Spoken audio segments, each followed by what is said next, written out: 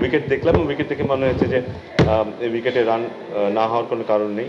Still আমরা national টি-20ও দেখেছি, NCL টি-20ও খেলা দেখেছি, এখানে রান হয়েছে। আশা করব যে এই উইকেটেও ভালো রান হবে। টিকিট নিয়ে যদি বলি, মিরপুরে আমরা দেখেছি টিকিট নিয়ে বেশ হট্টগোল হয়েছে। সিলেটে কেমন দেখছেন এরকম, বা টিকিট কালোবাজারের কোনো সুযোগ আছে কিনা? না, সেটা যেন না থাকে সেজন্য আমরা কিন্তু যথেষ্ট চিন্তাভাবনা করেছি যে অনলাইনে যে টিকিট বিক্রি করার যে ব্যাপারটা, সেটা কিন্তু একটা বড় কারণ যেন হাতে হাতে টিকিট যেন না যায়। তো সেটা সেই কারণে একটা বড় সংখ্যায় টিকিট গেছে অনলাইনে, এবং এর পাশাপাশি কিন্তু আমরা চেষ্টা করেছি টিকিট যেন যারা সত্যিকারের দর্শক তাদের হাতে পৌঁছায়, সহজে পৌঁছায়। এবং আমি জানি যে ঢাকায় কিছুটা সমস্যা হয়েছে, বাট আশা করব যে এখানে সেটা হবে না, কারণ আমরা সব ভালোভাবে পরিকল্পনা নিয়ে এগোচ্ছি সিলেটে।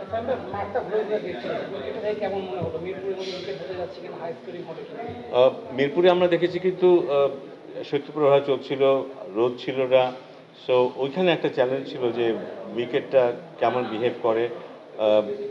ফর্চুনেটলি খুব ভালো বিহেভ করেছে, যেখানে ব্যাটিং বোলিং দুদিকেই আমরা দেখেছি। বলারও স্কিলফুল বলারও ভালো পারফর্ম করতে পেরেছে, ব্যাটসম্যানেরও তো অবশ্যই। এখানে আমার মনে হয় যে অনেক রোদের কারণে দ্বিতীয় খেলাটায় উইকেটটা কেমন হয় সেটা একটু দেখতে হবে, কারণ প্রথম ম্যাচটা ভালো হবে আমার মনে হয়, তাতে কোনো সন্দেহ নেই। কিন্তু খুব প্রখর তাপ থাকলে সেটা এই উইকেটটা কীভাবে অ্যাডজাস্ট করবে সেটা একটু দেখতে হবে। বাট যতটুকু দেখেছি মনে হয়েছে উইকেটটা ভালো। স্যার, এর আগে আমরা দেখছিলাম, আজকে যখন আপনি আসলেন উইকেটটা দেখলেন, মিরপুরেও ম্যাচের আগে আপনি উইকেটটা দেখেছেন। উইকেটটাতে আমরা যেভাবে দেখছি রান হচ্ছে এবং লো স্কোরিং ম্যাচ খুবই কম হয়েছে, তো সেখানটায় আসলে উইকেটের এই যে বিহেভিয়ার চেঞ্জ, বিশেষ করে ঢাকার উইকেটটায়, সেখানে আসলে আপনার ভূমিকাটা কতটা? না, আমার ভূমিকা দাঁড়িয়ে মূলত ভূমিকা তো যারা মাঠ তৈরি করছে তাদের, বাট আমরা কর্তৃপক্ষ হিসাবে যেহেতু আমার ব্যক্তিগত অভিজ্ঞতা আছে উইকেট তৈরি করার ব্যাপারে, সেখানে আমি প্রশ্ন তো অবশ্যই করছি যে কী পরিমাণ পানি হচ্ছে বা কী পরিমাণ রোল দিচ্ছে, উইকেটের তত্ত্বাবধানটা কীভাবে হচ্ছে, প্রসেসটা কীভাবে মেনটেন করছে, সেগুলো নিয়ে আলাপচারিতা তো হচ্ছেই।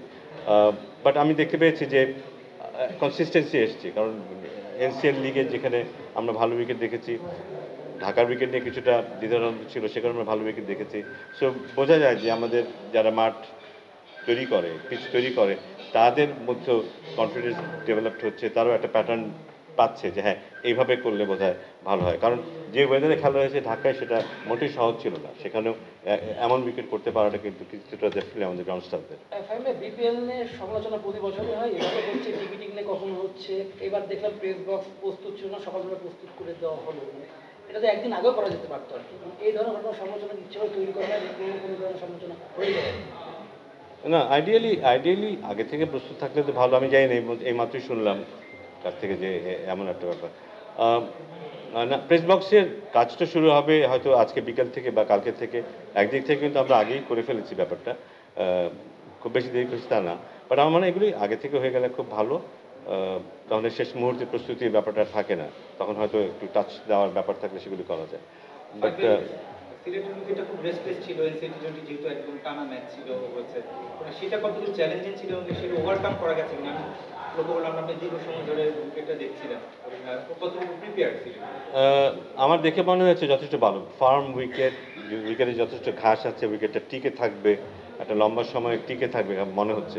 তারপরে উইকেটে খেলা যখন শুরু হবে তখন আসলে বোঝা যাবে, কিন্তু দেখে মনে হচ্ছে উইকেটে যথেষ্ট ফার্ম, মানে হার্ডনেসটা যথেষ্ট ভালো। তার মানে হচ্ছে উইকেটে বাউন্স থাকবে, একটু উইকেটে পেসও থাকবে।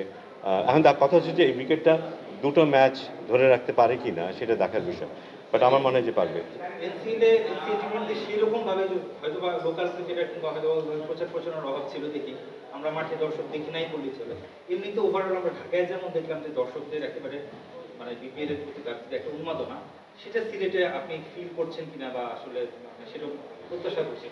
অবশ্যই প্রত্যাশা করছে, এবং সে কারণে কিন্তু টিকিটের দামের ক্ষেত্রেও কিন্তু আমরা কিছুটা দাম কমানোরও একটা প্রচেষ্টা ছিল আমাদের, যেন দর্শকের জন্য আসাটা সহজ হয়। এবং আমরা আগের তুলনায় কিন্তু দর্শকদের বারবার বলে এসেছি যে এই যে পানির যে ব্যাপারটা, পানিটা সহজলভ্য হয়েছে, এখন খাবারের যে স্টলগুলো থাকবে সেখানে ঠিক দামে তারা খাবারটা খেতে পারবে। সো এগুলো নিশ্চয়ই দর্শকদের আকর্ষণ করবে। প্লাস যেহেতু ঢাকায় ভালো খেলা হয়েছে, রান হয়েছে, সেটাও নিশ্চয়ই তাদেরকে এনকারেজ করবে মাঠে আসার জন্য। আমি আশা করবো যে হাউসফুল থাকবে সিলেট স্টেডিয়াম। বিপ্লবের কোনো মানে ছোঁয়া কিংবা আমরা ওইভাবে লক্ষ্য করলাম না, মানে কিছু আছে কিনা বা কোনো ধরনের চমক আছে কিনা বা ওটা?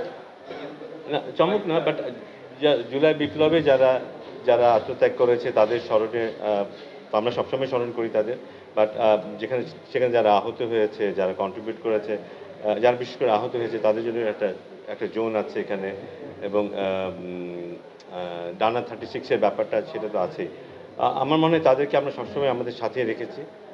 স্টেডিয়ামে তারা আছে আমাদের সাথে, উদ্বোধনের সময় তারা ছিল, এবং এখানেও থাকবে। ভাই